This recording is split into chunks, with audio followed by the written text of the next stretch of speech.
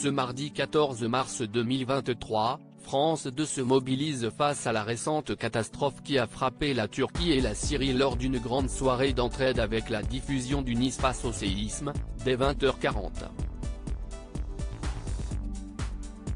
Découvrez les invités de cet événement présenté par Stéphane Bern et Léa Salamé. Le 6 février 2023, 13h50.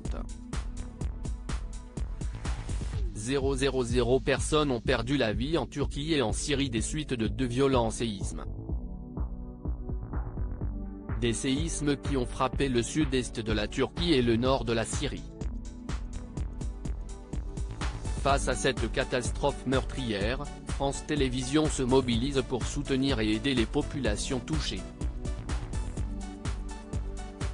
Ce mardi 14 mars 2023 à 20h40, France 2 diffuse un grand concert en direct de l'Olympia, durant lequel sera organisé un appel aux dons en collaboration avec la Fondation de France, le tout présenté par le tandem Stéphane Bern et Léa Salamé.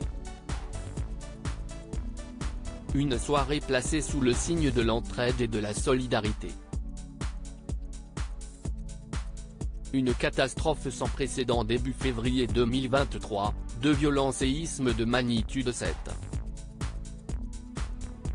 8 et 7.6 ont frappé le sud de la Turquie et le nord-ouest de la Syrie.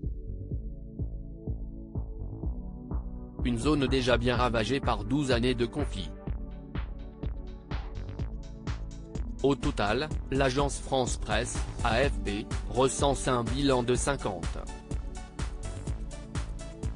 000 morts et la destruction de milliers d'habitations.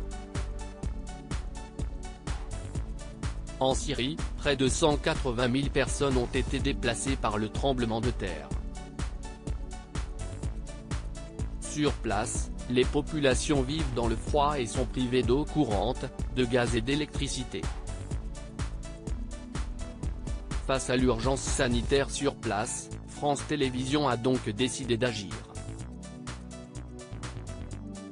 Un concert de solidarité, des invités prestigieux. France 2 organise et diffuse le mardi 14 mars 2023 un grand concert de solidarité à l'Olympia pour venir en aide aux victimes. Une soirée exceptionnelle présentée par Léa Salamé et Stéphane Bern, et qui réunit une myriade d'artistes français.